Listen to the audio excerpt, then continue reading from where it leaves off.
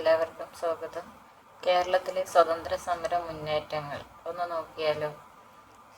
കുറേ മുന്നേറ്റങ്ങളാണുള്ളത്. അതിൽ നമുക്ക് ആദ്യം തൊട്ട് അഞ്ചുതെങ്ങ് കലാപം 1697 ബ്രിട്ടീഷുകാർക്കെതിരെ ഇന്ത്യയിൽ നടന്ന ആദ്യ പ്രക്ഷോഭമാണ് അഞ്ചുതെങ്ങ് കലാപം. ബ്രിട്ടീഷുകാർ അഞ്ചുതെങ്ങ് കോട്ട പണികഴിപ്പിച്ചത് 1695. ആറ്റിങ്ങൽ കലാപം 1721 ഏപ്രിൽ 15.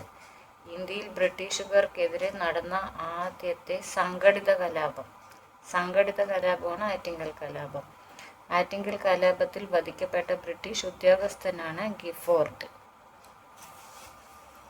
പഴശ്ശി കലാപം 1793 to 1805. പഴശ്ശി വിപ്ലവത്തിന് നേതൃത്വം നൽകിയത് കോട്ടയം കേരളവർമ്മ പഴശ്ശിരാജ. ഒന്നാം പഴശ്ശി കലാപം 1793 to 1797.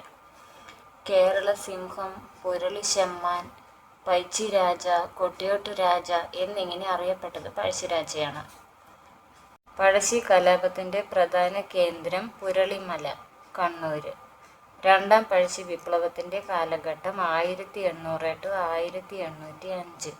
പഴശ്ശിരാജയെ കേരള സിംഹം എന്ന് വിശേഷിപ്പിച്ചത് സർദാർ KM പണിക്കരാണ്.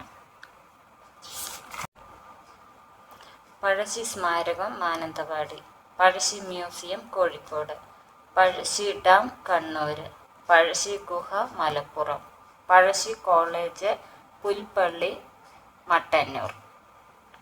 എല്ലാവരും ഒന്ന് കണ്ട് സബ്സ്ക്രൈബ് ചെയ്യണേ. Thank you.